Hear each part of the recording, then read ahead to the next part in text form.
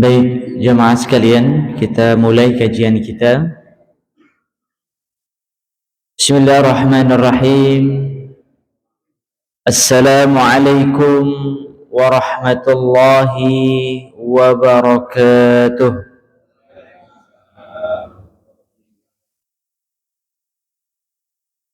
Alhamdulillah. Alhamdulillahilladzi bini'matihi tatimmus shalihat. Alhamdulillah hamdan katsiran tayyiban mubarakan fih. Nahmaduhu subhanahu wa nashkuruhu wa min kulli dhanbin nastaghfiruh. Wa nashhadu an la ilaha illallah wahdahu la syarika lah. Wa nashhadu anna Muhammadan abduhu wa rasuluh. Subhanaka la ilma lana illa ma 'allamtana innaka antal alimul hakim.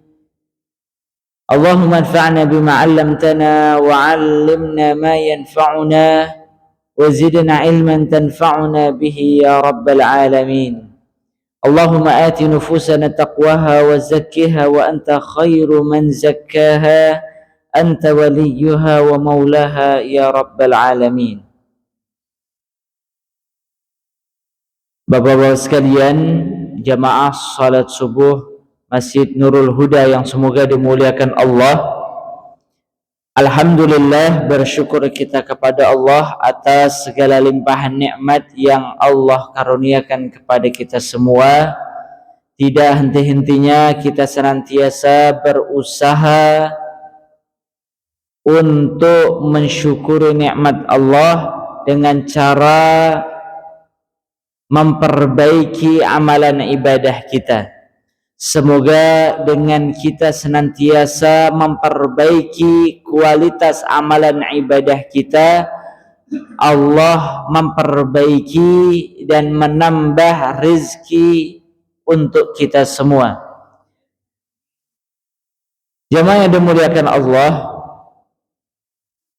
InsyaAllah dalam kesempatan kali ini kita akan melanjutkan kembali kajian kita di dalam membahas fiqhus shalah, hukum-hukum seputar tata cara ibadah salat, dan begitu pula kita akan jelaskan terkait dengan hal-hal yang berkaitan dengan makna-makna bacaan dalam salat. Kemarin pertemuan sebelumnya kita telah selesai membahas terkait dengan rukun, salah satu rukun-rukun salat yaitu adalah sujud, gerakan sujud. Maka untuk selanjutnya kita akan membahas bersama-sama yaitu tata cara duduk di antara dua sujud. Duduk di antara dua sujud. Dan nanti semoga kita bisa lanjutkan dengan pembahasan duduk tasyahud akhir.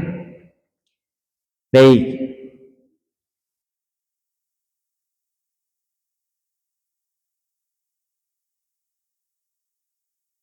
Jemaah yang dimuliakan Allah, duduk di antara dua sujud ini merupakan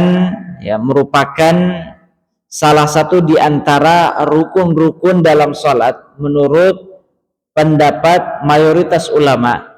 Jadi mayoritas ulama itu sepakat bahwasannya duduk di antara dua sujud itu termasuk rukun dalam salat, sama seperti ruku, sujud. Maka duduk di antara dua sujud termasuk rukun-rukun salat. Artinya kalau kita meninggalkan gerakan ini maka salat kita tidak sah. Ini merupakan pendapat jumhur ulama. Meskipun mazhab Hanafiyah berpendapat bahwasannya duduk di antara dua sujud bukan termasuk rukun, namun maksudnya adalah kewajiban. Maksudnya adalah kewajiban. Ini pendapat yang menyendiri. Selainnya, 3 mazhab lainnya berpendapat duduk di antara 2 sujud itu termasuk rukun-rukun salat. Baik, kemudian jamaah sekalian, yang akan kita bahas yaitu adalah terkait dengan tata caranya, ya, tata cara duduk di antara 2 sujud. Tata cara duduk di antara 2 sujud ini, yang pertama adalah posisi kedua telapak tangan. Posisi kedua telapak tangan. Maka posisi kedua telapak tangan adalah ya terbuka seperti ini, ya, dan kita letakkan di lutut sejajar dengan lutut. Ya, artinya ujung jari kita sejajar dengan lutut. Ya, baik. Kemudian terbuka, ya, tidak seperti ini, terbuka. Ya. Baik, itu posisi tangan jamaah sekalian. Kemudian yang kedua, ya, terkait dengan tata caranya, yaitu adalah posisi duduknya. Ya. Nah, posisi duduk, ya, saat duduk di antara 2 sujud, maka para ulama menjelaskan saat kita duduk di antara 2 sujud, maka posisi duduk kita yaitu adalah yang disebut dengan posisi duduk iftirash, ya. Posisi duduk di antara 2 sujud menggunakan tata cara duduk yang disebut dengan iftirash. Apa itu iftirash? Yaitu duduk dengan melipat kaki, ya, ke belakang dan bertumpu pada kaki kiri. Artinya kaki kiri dilipat, ya, kaki kiri dilipat, kemudian diduduki, ya. Sedangkan kaki kanan itu dilipat, dilipat dan tidak diduduki, artinya berdiri. Nanti kita jelaskan, ya. Dan jari-jarinya ditekuk sehingga menghadap kiblat. Ya, baik, kita sedikit praktekkan karena ini ya, biar jelas.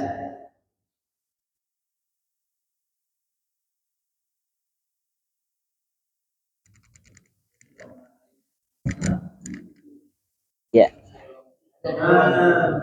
Iya, ayah, silahkan. Relawan. Ngadap sana aja, Pak. Ngadap sana. Iya, ngadap sana. Iya. Baik. Iya. Iya. Bukan yang diduduki. Iya. Baik. Jadi jamaah sekalian, yang pertama posisi duduk itu adalah kaki kiri menjadi tumpuan, ya, diduduki. Baik. Kemudian posisi kaki kanan ditegakkan. Ini perlu ditegakkan, ya. Ya. Baik. Kemudian jari jemarinya ditekuk menghadap kiblat, ya. Artinya tidak seperti ini, ya, misalnya contoh, Pak. Nah, tidak seperti ini.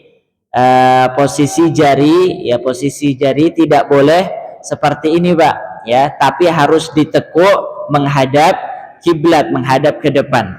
Iya. Sakit. Kalau nggak biasa sakit, ya. Maka diusahakan untuk dibiasakan, ya. Ini adalah tata cara duduk yang disebut dengan duduk iftirash, ya, duduk iftirash. Nah, model duduk iftirash ini digunakan pertama untuk duduk di antara 2 sujud, ya, untuk duduk di antara dua sujud. Dan nanti model duduk yang kedua dalam sholat yaitu adalah duduk tawarruk, ya. Duduk tawarruk kita sekalian jelaskan. Untuk model duduk yang kedua dalam sholat yaitu adalah duduk tawarruk. Apa itu duduk tawarruk? Seperti yang ya. Baik. Nah, ini adalah model duduk tawarruk ya. Kita ingat-ingat saja, duduk dalam sholat itu ada dua jenisnya. Pertama iftirash ya, kemudian yang kedua tawarruk ya. Nah, untuk duduk tawarruk modelnya kaki kiri dilipat ya, kaki kiri dilipat dan tidak diduduki ya, namun modelnya seperti ini. Kemudian kaki kanan tetap seperti tadi, yaitu ditegakkan dan jari jemarinya ditekuk menghadap kiblat. Ini adalah model duduk tawarruk ya. Nah, kapan nanti duduk tawarruk digunakan ya dan duduk iftirash digunakan, maka itu nanti akan menjadi pembahasan kita. Ya, terima kasih atas kerelawanannya, Pak ya. Baik.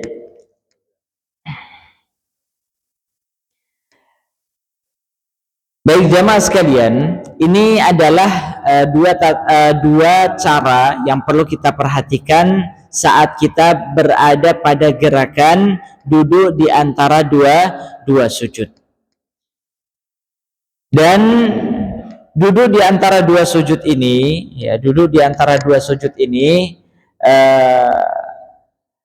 harus ya,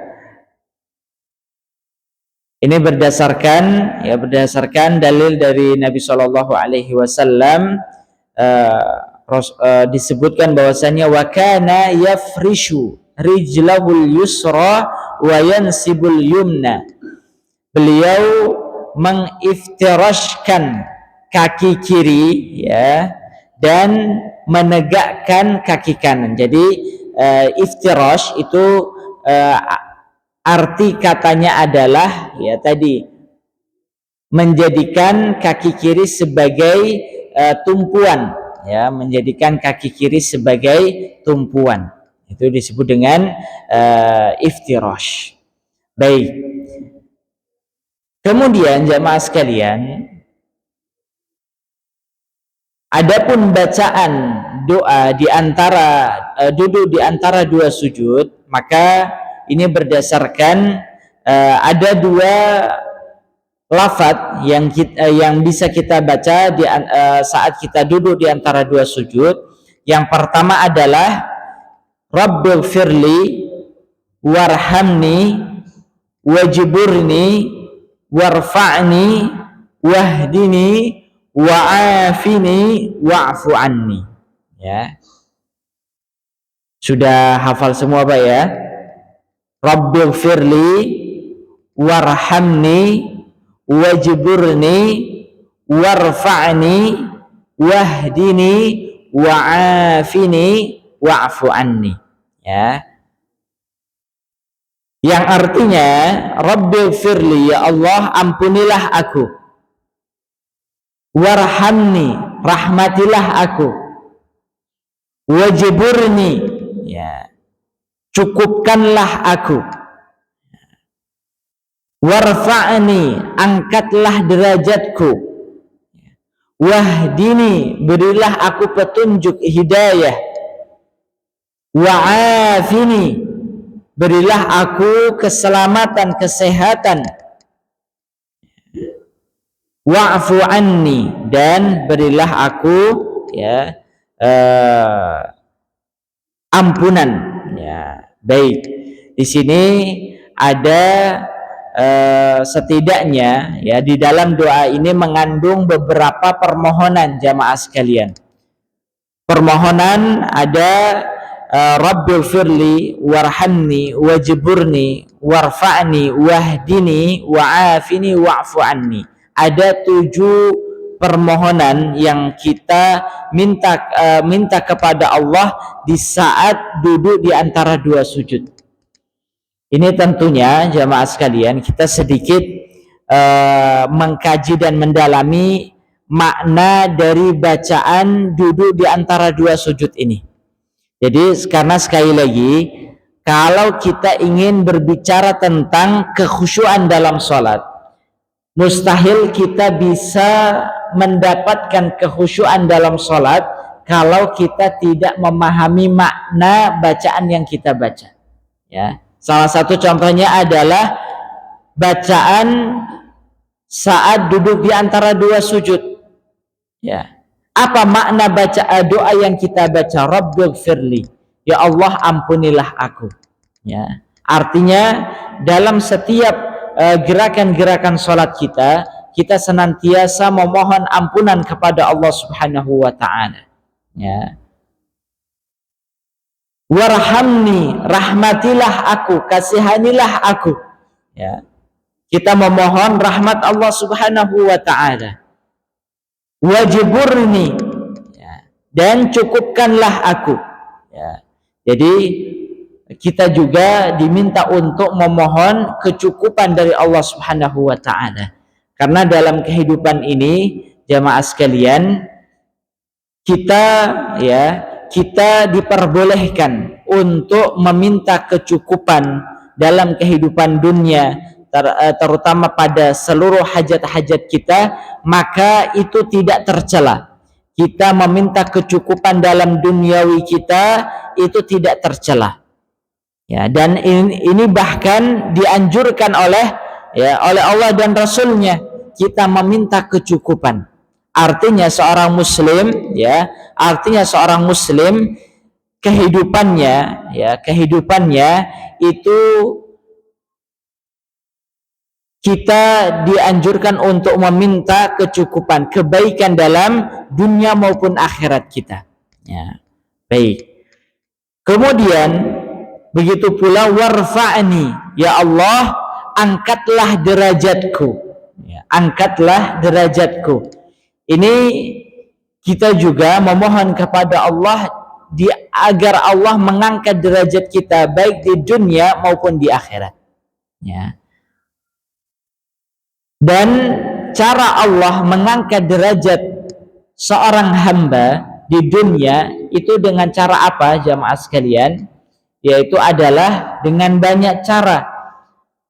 Yang paling utama itu adalah keimanan kita dan ilmu yang kita miliki.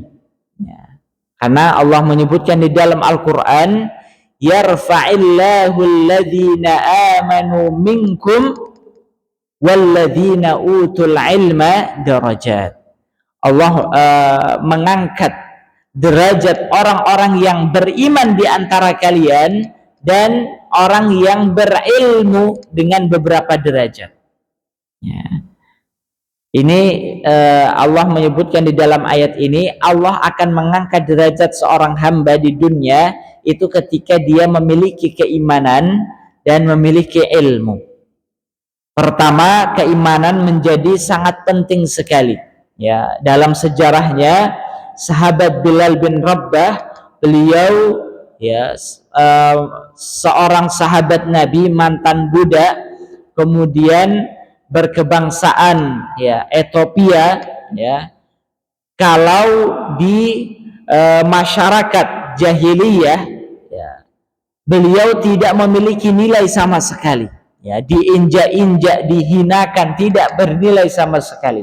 Namun ketika beliau beriman kepada Allah Subhanahu wa ta'ala, maka derajat beliau menjadi tinggi, diangkat oleh Allah melebihi derajatnya orang-orang kafir Quraisy. Jadi orang beriman itu akan derajatnya akan Allah tinggikan daripada orang-orang yang tidak beriman. Jadi jamaah sekalian, kita itu tidak boleh kalau kita sebagai seorang muslim, sebagai orang yang beriman itu merasa kecil, merasa hina di hadapan orang yang tidak beriman. Jadi kalau dengan orang yang ketika kita sebagai seorang muslim, ketika kita berhadapan dengan orang yang tidak beriman, maka jangan sampai kita menunduk-nundukkan kepala kita ataupun merasa kita tidak ada apa-apa dan seterusnya. Tidak boleh. Ya, karena apa? Ya, Allah menyebutkan di dalam Al-Qur'an wala tahinu wala tahzanu wa antumul a'launa in kuntum mu'minin. Jangan kalian cemas, jangan kalian bersedih, karena kalian umat Islam, umat yang beriman itu adalah a'laun, adalah umat yang tinggi, yang Allah tinggikan derajatnya. Jika kapan? Jika apa? In kuntum mu'minin, jika kalian beriman. Ini catatan bagi setiap orang-orang beriman. Makanya ada hukum, ada hukum tidak boleh, tidak boleh bagi orang-orang beriman itu diperintah, dalam satu tempat ataupun yang lainnya oleh orang-orang yang tidak beriman berdasarkan ayat ini, berdasarkan ayat yang telah kita sebutkan tadi. Baik, jamaah yang dimuliakan Allah, intinya di dalam doa ini kita meminta kepada Allah agar Allah tinggikan derajat kita, baik ini derajat di dunia maupun di akhirat.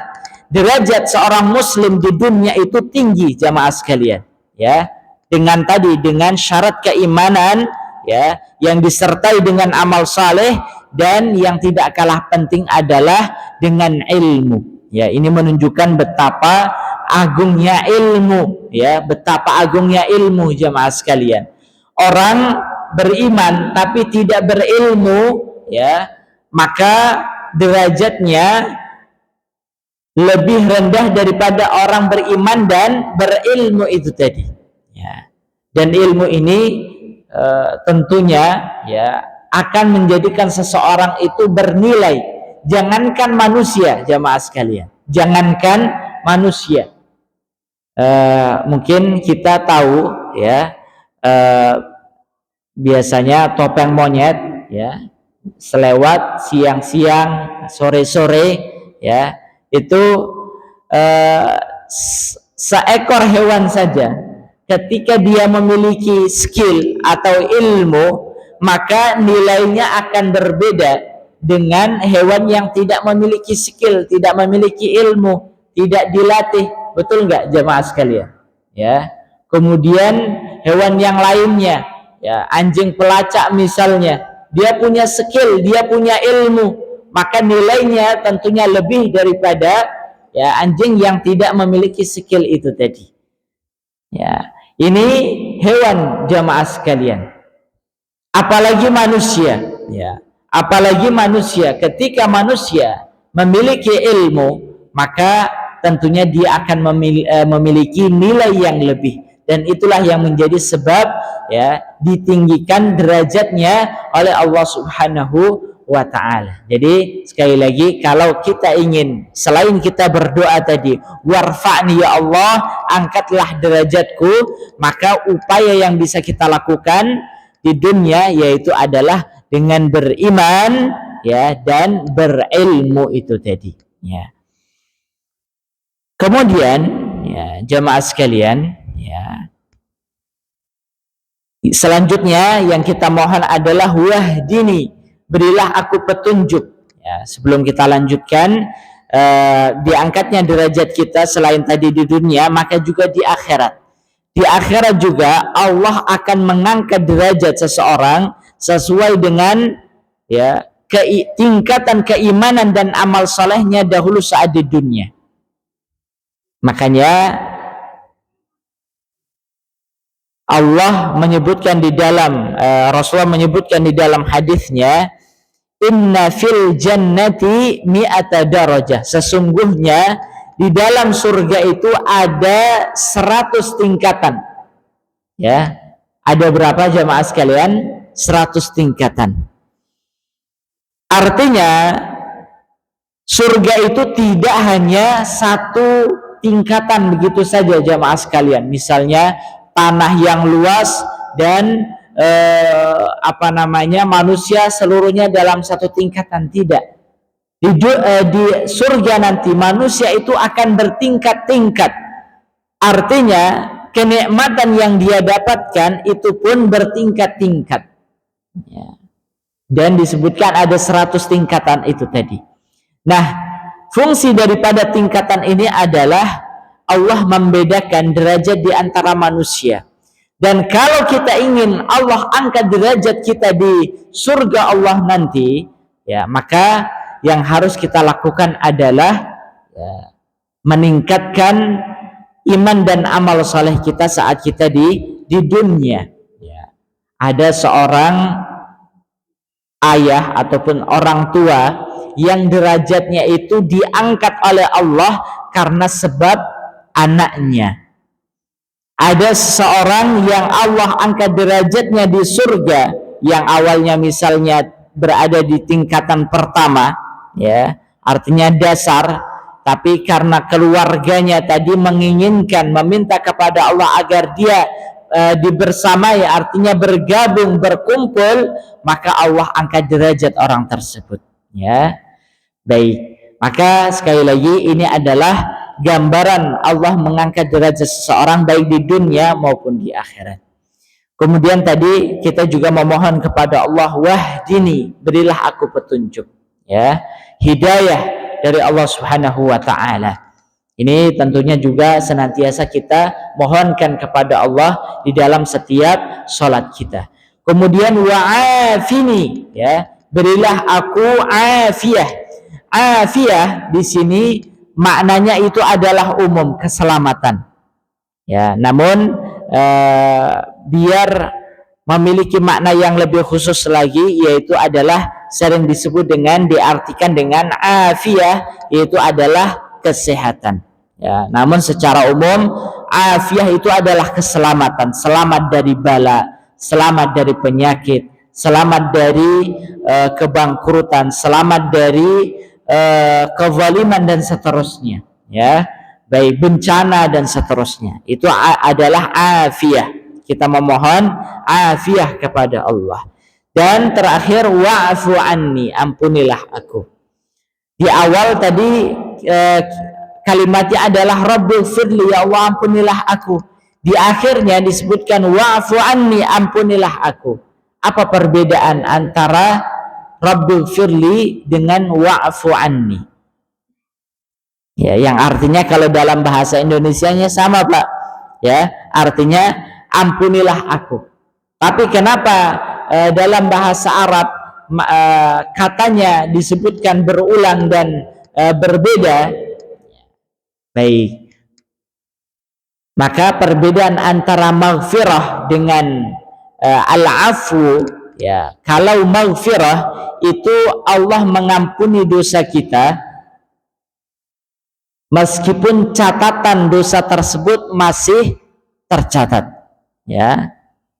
Sedangkan al-afu itu adalah Allah mengampuni dosa kita sekaligus menghapus catatan amal buruk kita, ya. Itu adalah al-afu. Makanya di saat kita Ramadan, di 10 hari terakhir ataupun saat mendapat Lailatul Qadar, kita dianjurkan untuk berdoa kepada Allah, Allahumma innaka afuwun tuhibbul afwa. Ya Allah, engkau adalah pemberi, ya, yang maha pemberi ampunan, ya, dan engkau menyukai ampunan, ya, pada hambamu, fa'fu anni, maka ampunilah dosa-dosaku. Nah, al-afwa di sini, ya, yaitu adalah ampunan dari Allah, ya, diampuninya dosa-dosa kita dan dihapusnya catatan amal buruk kita. Sedangkan maghfirah itu tadi adalah hanya diampuninya dosa-dosa kita. Baik. Ini lafaz dari doa duduk di antara dua sujud, jamaah sekalian. Adapun lafaz yang lainnya, kalau misalnya kok banyak sekali saya nggak hafal, ya, suka kebalik-balik, ya, kalau mau simpel ada lafaz doa yang kedua di antara dua sujud, yaitu Rabbighfirli, Rabbighfirli, dua kali, Rabbighfirli, Rabbighfirli, ya. Jadi kalau misalnya kita tadi nggak bisa yang lafaz pertama, maka bisa menggunakan lafaz yang kedua, Rabbighfirli, Rabbighfirli. Baik, jamaah yang dimuliakan Allah, ini adalah tata cara dan doa duduk di antara dua sujud. Kita sempurnakan sampai duduk tasyahud akhir, ya tasyahud akhir. Jadi duduk tasyahud akhir itu adalah termasuk rukun, ya termasuk rukun salat menurut jumhur ulama, ya menurut jumhur ulama, ya, duduk tasyahud akhir. Meskipun tadi dalam mazhab Hanafiyah itu disebutkan itu bukan rukun namun kewajiban, ya. Nah, adapun tata caranya, ya, adapun terkait dengan tata caranya, terutama pada bentuk duduknya, maka terdapat perbedaan pendapat di antara para ulama, ya. Kalau kita duduk tasyahud akhir, maka kita jelaskan dalam mazhab Syafi'i, ya dalam mazhab Syafi'i kita pada duduk tasyahud akhir itu menggunakan jenis duduk yang kedua, yaitu adalah tawarruk, ya artinya kaki kiri kita masukkan, kita lipat, kita masukkan ke dalam tanpa kita duduki, ya tanpa kita duduki, yaitu tawarruk. Jadi dalam mazhab Syafi'i, ya dalam mazhab Syafi'i, selama pada seluruh salat, ketika itu adalah rakaat tasyahud akhir, maka jenis duduknya adalah tawarruk. Baik itu rakaat salat yang rakaatnya 3, 4 maupun 2 rakaat. Ya, maka dalam mazhab Syafi'i duduknya itu adalah tawarruk. Ya, contohnya tadi salat subuh 2 rakaat, karena selama itu adalah tasyahud akhir, maka jenisnya adalah tawarruk. Baik. Adapun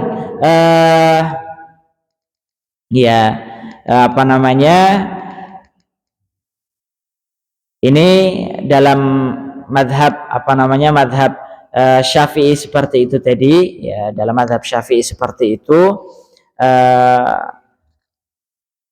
Adapun yang ini sedikit kita berikan gambaran, ya.